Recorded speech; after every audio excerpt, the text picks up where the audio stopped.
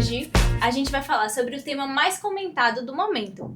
Afinal, tá chegando a hora de todo mundo declarar o seu imposto de renda. Então, para isso, a gente trouxe uma convidada super especial. Hoje a gente recebe no Fila de Caixa Ana Clara. Olá, pessoal. É um prazer estar com vocês. E hoje vamos falar realmente de um assunto muito difundido, né, que é o imposto de renda. E nada melhor do que estar aqui com vocês para falarmos sobre isso. Pra gente começar, Ana, O jogo, né? como é uma rotina de um contador no setor fiscal? Como funciona o dia a dia? Perfeito. O contador ele é multifacetado, né? O contador ele tem que obedecer às regras da Receita Federal, dos órgãos estaduais e municipais. O contador tem que atender o cliente, tem que atingir e superar as expectativas do cliente, porque, na verdade, o cliente precisa de evolução patrimonial. E a gente entende que o que é evolução patrimonial é aumentar essa questão toda evolutiva dele financeira para que ele possa manter aquela renda no ciclo econômico do país, promovendo aí a reintegração de novos colaboradores, a admissão de novos colaboradores, rodando aí a máquina, né, da sociedade, que é através do dinheiro, né?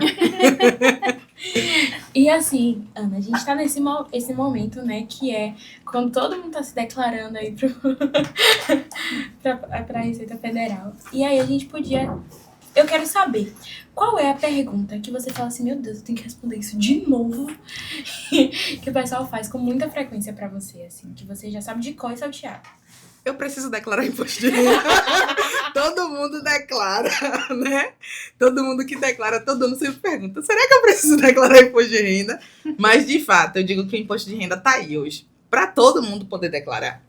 Porém, a gente entende que a Receita estabelece requisitos, né? Pontos que, de fato, obrigam ou não esse contribuinte a entregar essa declaração. Mas a gente tem uma conduta muito específica, que é dizer que nada melhor do que o imposto de renda ser para facilitar a jornada bancária. Até porque, quem aqui não gosta de um cartão Black para ter acesso à área VIP do aeroporto? Só que para ter um cartão Black precisa ter uma jornada bancária. A jornada bancária precisa de imposto de renda. É um tópico muito sensível pra gente. Tá, e assim, falando sobre isso, eu preciso declarar o imposto de renda. Quem precisa?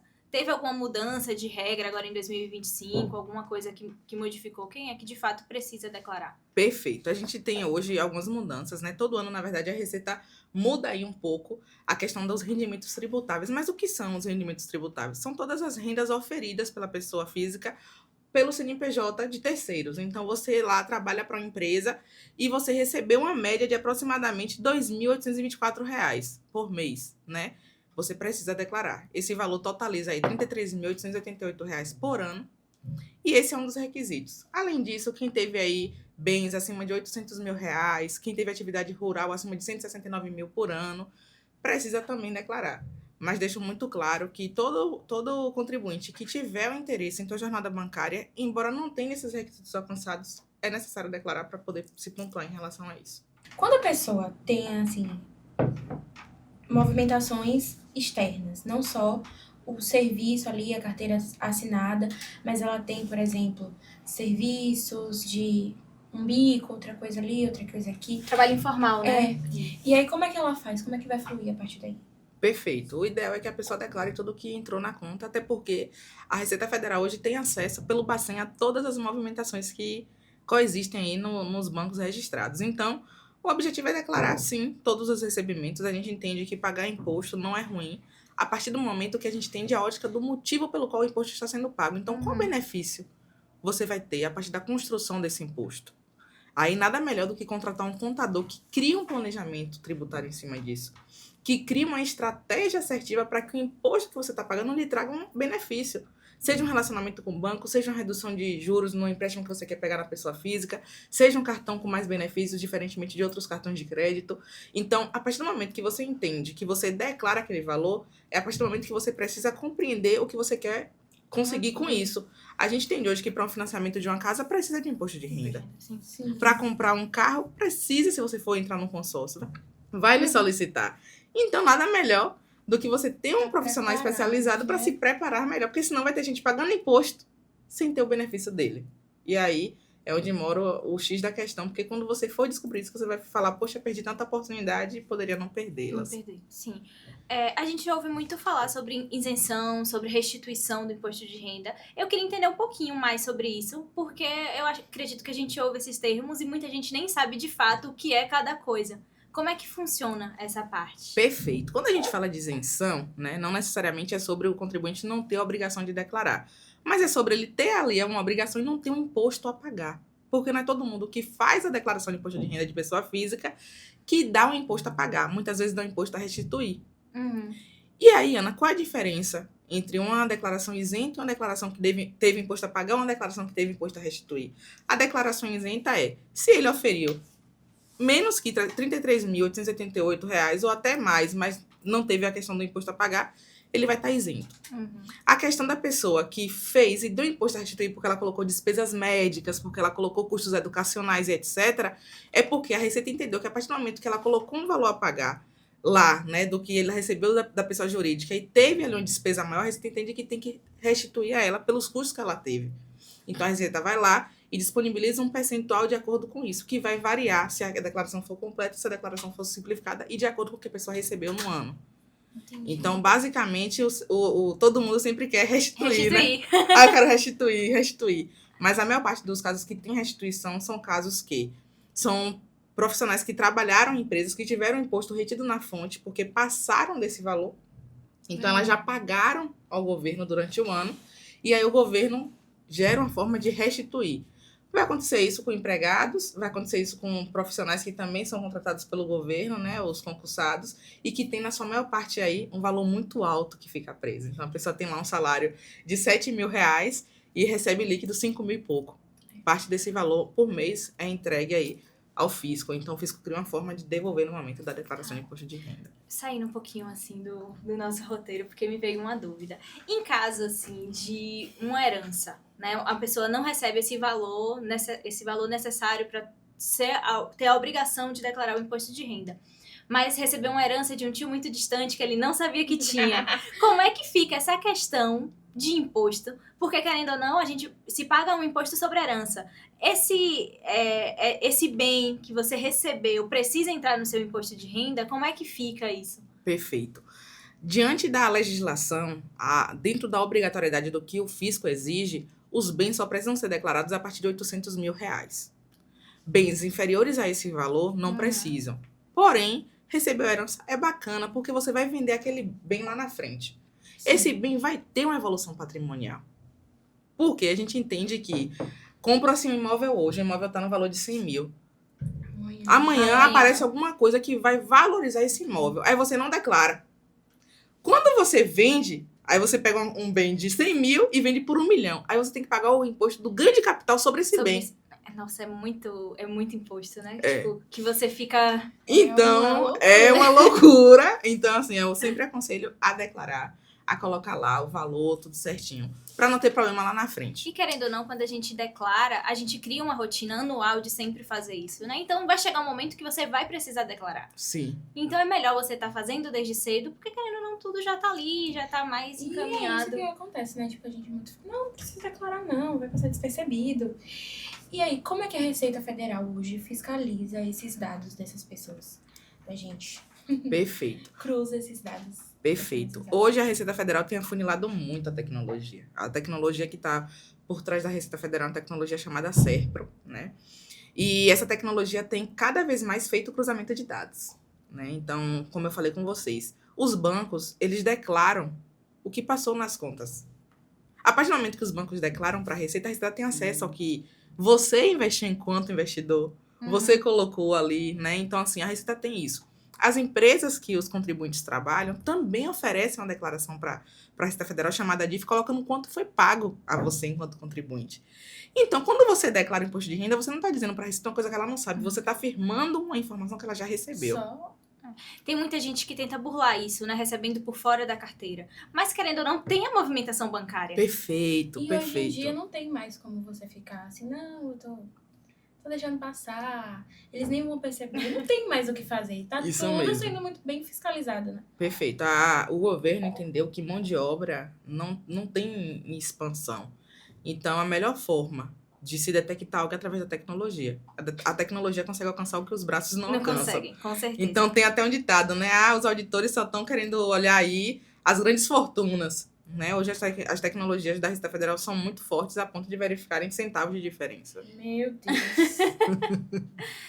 Tá. E quais são as fontes de informação que mais geram essas inconsistências no meio da declaração, que pode passar nessa malha fina e ter algum tipo de problema? Perfeito. Omissão de rendimentos. É raro, mas acontece com frequência. Não é raro, acontece com frequência e não é raro. Porque as pessoas vão querer pagar o imposto sobre tudo. Uhum. E aí elas colocam ali o que elas querem colocar. E a Receita está ali falando, meu filho, meu lindo, você está colocando uma coisa que eu já tenho acesso, eu só estou querendo confirmar através da sua declaração. Então a Receita recebe ali, né, uma declaração da fonte pagadora e o ente que recebeu o pagamento coloca menos. Aí você vai lá e pergunta, e aí? Quem tá mentindo? Quem tá mentindo? Eu vou intimar quem? A pessoa física ou a jurídica? Entrando assim nesse assunto, já aconteceu de alguma vez, tipo, alguém cair na malha fina por conta de alguma movimentação com alguma coisa realmente simples? E aí, o que foi que aconteceu? O que foi que fez depois disso? Perfeito. Eu atendi um médico uma vez, né? Na época eu estagiava na Receita Federal do Brasil, né? E aí eu atendi um médico que ia viajar, ele ia pra fora do país, e ele precisava da certidão negativa, e quando tava faltando uma semana pra ele viajar, o CPF dele ficou bloqueado, né? E aí ele chegou lá desesperado, eu preciso parcelar.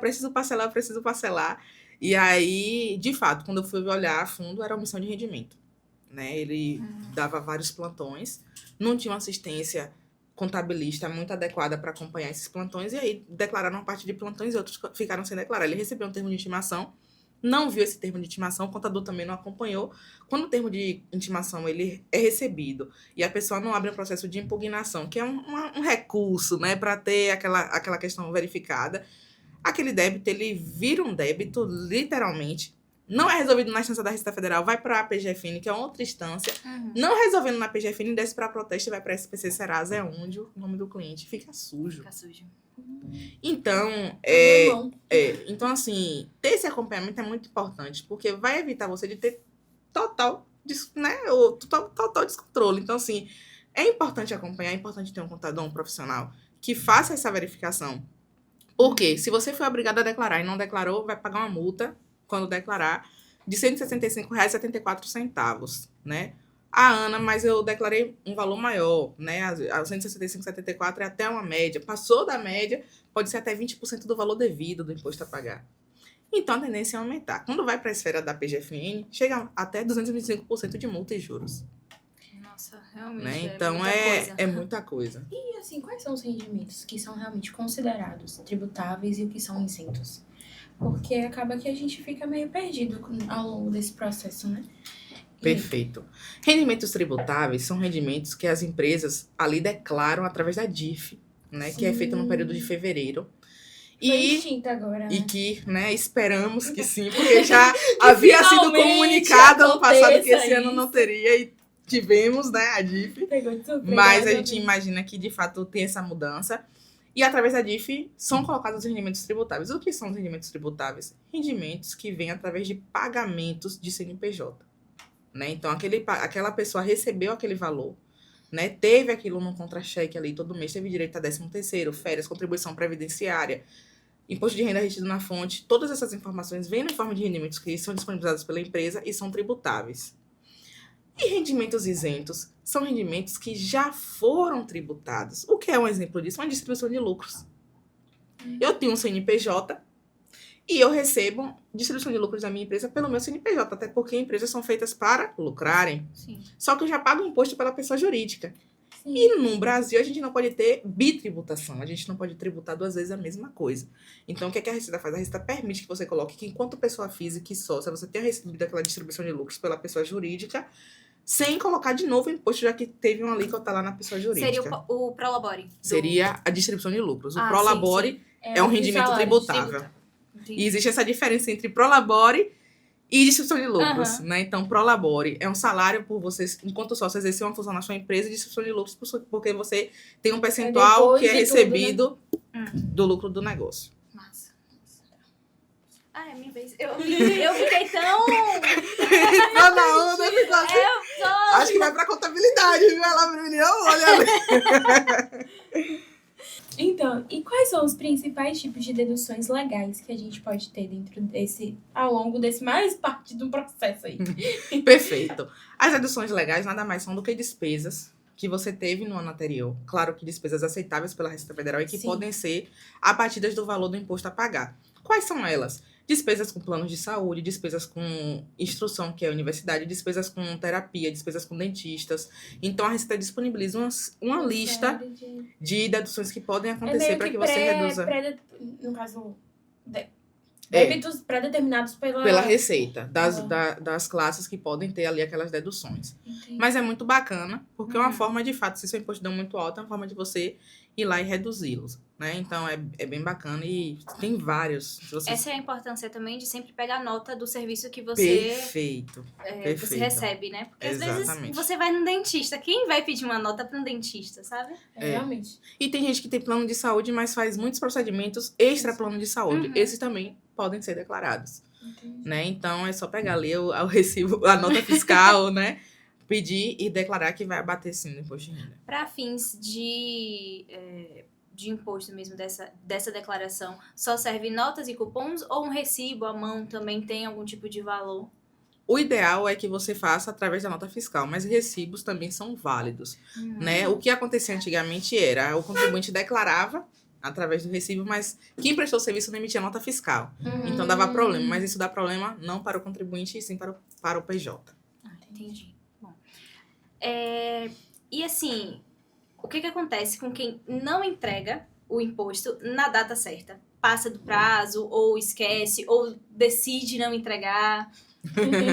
Vamos lá. Se a pessoa teve a obrigatoriedade de declarar e não declarou, vai ter aquela multinha de R$ 165,74 ou 20% do valor devido a pagar, né? Então, você teve a obrigatoriedade, passou do dia 30 de maio e não declarou, vai ter a multinha. Não fez ainda assim a declaração, ficou um tempo sem declarar, seu CPF vai ficar pendente de regularização. E se persistir, seu CPF bloqueia e até suas contas bancárias podem ser bloqueadas também. E como é que a gente corrige? Tipo, a gente vai e aí declara. E Depois paga do a prazo, multa. Paga a multa e declara. Aí volta ao normal o CPF. A Receita o Leão é um amigo, né?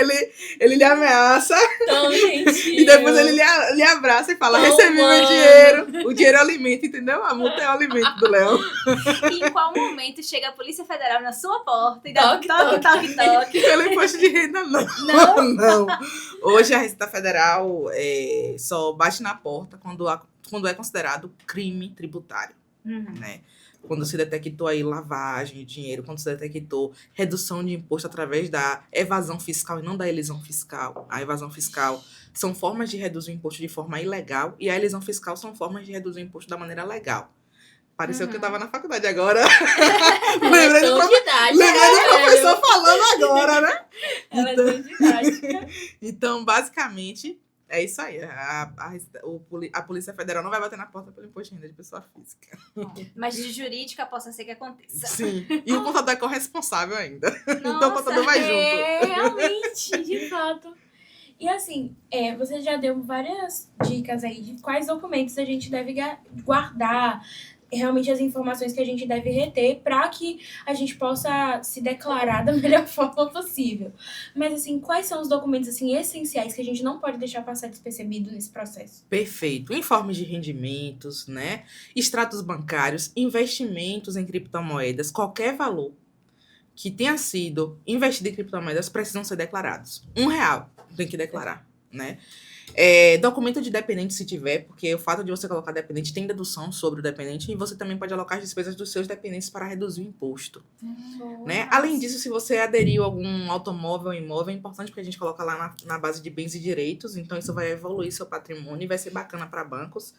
Então, basicamente, os mais importantes são esses: informes de rendimentos, documentos de dependentes, extratos bancários, a questão voltada, né, também a toda essa parte de bens e direitos, então, consórcios, financiamentos, toda essa parte é extremamente necessária para mandar para o contador. Massa. Nossa. É muita coisa. Tô pensando no meu imposto. No que Você eu já tá parando pra preciso. pensar, e agora, e o meu? Tá, de que forma as pessoas e as empresas podem trabalhar durante o ano para tornar a vida do contador mais simples? Porque a gente Perfeito. percebe que nesse momento tá todo mundo desesperado. E quando vai chegando, né, no período limite para declaração, aí que eu acredito que o Circo desespero vai pegando fogo ainda mais. O contador, ele sofre. Mas a gente começa lá na Castelo desde dezembro. Em dezembro do ano calendário da própria declaração, a gente já começa entrando em contato com o cliente e solicitando documentos. Para quê? Para que a gente organize a pasta do cliente. Embora o sistema só seja disponibilizado pela Receita Federal em 17 de março, que foi, né, o que aconteceu, a gente já vai separando todos os documentos, todas as pastas, fazendo entrevistas com os clientes. Então, quando chega, a gente só faz lançar e transmitir. Então, sempre aparecem clientes que só mandam documentos também na última semana, né? Mas a gente dá aquele aperto de orelha porque a nossa cultura hoje é para garantir o envio anteriormente. E vem cá, você falou sobre a contabilidade, né? Então eu sei que vocês são uma peça fundamental para desenvolver aí a declaração do imposto. Mas caso eu queira fazer por conta própria, eu consigo ou é algo realmente que é só da patente do contador? Perfeito. A declaração de imposto de renda de pessoa física não precisa de um autoindicador da contabilidade, do contador, né? Embora o contador assine muitas declarações, a declaração de imposto de renda de pessoa física não é uma delas. Então, isso dá sim a possibilidade do próprio contribuinte poder fazer e entregar a sua declaração.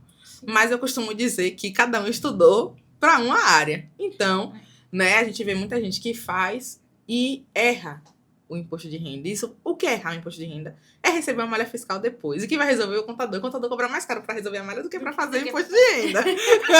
Então, procure o contador. Meia-noite ele conta o segredo. Exatamente. Mas assim, eu acredito que isso de como você tá por dentro do imposto de renda, das normas e tal, eu acredito que deveria ser uma coisa que todo mundo deveria ter pelo menos uma base. Claro que o contador precisa fazer, eu não vejo a minha vida sem um contador para fazer o meu imposto de renda. Mas eu acho que falta um pouco mesmo em escola, sabe? Enxergar, olha, gente, precisa disso, isso é importante. Porque quando você vai ver um monte de jovem, vai pro mercado de trabalho e não sabe o que tem que fazer, que é preciso e por que faz isso. Perfeito. A base, né, das escolas no Brasil tem cada vez mais crescido na parte da educação financeira. E eu enquadro isso na educação financeira porque a gente sabe que hoje, até para a pessoa empreender de forma saudável, precisa ter uma base. A gente vê, né, tanta gente que começa, dá 1 ano, 2 e já não tem mais o negócio Isso, fecha. exatamente. O Sebrae, ele estuda bastante essa questão de estatística em relação a abrir CNPJ, fechar CNPJ. E o tanto de desculpas que a gente tem, principalmente por questões de falta de educação financeira, nesse processo de administração do CNPJ é absurdo. Exatamente. Falta uma cultura, né? Sim. E enraigar uma cultura é muito difícil, principalmente quando é algo histórico. Então, a gente entende que o Brasil precisa investir cada vez mais na educação financeira. Hoje, lá na Castela, a gente está trazendo semana que vem, né, um consultor financeiro para ensinar os colaboradores a como usarem o dinheiro da melhor forma possível, porque isso não ensina na escola, isso não ensina na base familiar. Exatamente. Né? E assim, a gente não sabe, por exemplo, muitos de nós ganhamos mesadas. E a gente não sabe como administrar, a gente quer gastar tudo. Exato. Mas hoje em dia, é claro que tem se instaurado uma cultura que já tenta ensinar as nossas crianças a como se educar financeiramente. Mas eu não fui ensinada isso na escola. Meus pais também não. E acaba gerando um monte de gente endividada, caindo na malha fina também, por conta de situações simples que você poderia ter aprendido quando era criança, na escola, que não é tão difícil. Perfeito. Lá a gente faz uma planilha, às vezes, para o cliente, né? Ah, me passe aí agora, coloca no papel qual é o seu custo. Eles ficam sem resposta. Não sabem o que entra e o que sai da empresa. Se ele não sabe o que entra e o que sai, ele com certeza não vai ter acesso fidedigno a como está o financeiro dele e a como preservar esse financeiro para conseguir aumentar a potência do negócio. Então, assim, é uma questão que precisa ser desenvolvida, que precisa ser culturalmente instaurada, para que a partir disso a gente discuta sobre educação financeira e que a gente consiga estar realmente alimentando mais essa questão toda aí no Brasil. Tomara, né, que nas próximas gerações já venham pessoas mais preparadas mesmo para chegar nesse... Pra ser adulto. Graças a Deus, a gente tem muitas escolas aqui em Feira de Santana que já estão investindo numa matéria chamada Educação Financeira. Isso é bom. Eu acho Sim. que vem uma geração aí muito frenética para isso. E eu acredito que essa é a nossa esperança, né? Tomara. Eu acho que a gente tá chegando ao final do nosso podcast. E antes disso, a gente quer fazer um bate-bola com você, tá certo? Beleza. Tá. Um erro comum que faz muita gente cair na malha fina. Omissão de rendimentos. Um hábito que facilita demais a declaração. Importar o arquivo. Tá. Uma dedução que pouca gente lembra, mas é super válida. Terapia. Nossa! Pô, Nunca mais vou esquecer. Tá. Você fica bem em todos os sentidos. Né? Um mito sobre o IR que você gostaria de desmentir. O leão vai te pegar, né? Eu acredito que o leão não pega ninguém. Eu acredito que o leão vai pegar as pessoas que estão despreparadas em procurarem um conhecimento. Então, cria-se muito aquele medo do leão. Inclusive, o leão virou um patrimônio histórico da Receita Federal, sem nem a Receita Federal criar isso. Uhum. Então, eu acredito que o leão não vai te pegar se você tiver aí todo um histórico de buscar um profissional que cuide para que ele, de fato, fique distante de você. Para que você não Sim. seja, né, um procurado por ele aí. Que bom, né? A gente espera, pelo menos. Né? Ana, muito obrigada pela sua participação aqui no Fila de Caixa. Eu acho que essa conversa foi muito enriquecedora pra gente. Com certeza. E espero que seja pra vocês também. A gente tá chegando ao fim de mais um episódio do Fila de Caixa. E eu espero que você tenha gostado muito. E não perde o próximo. Tchau, tchau! Tchau.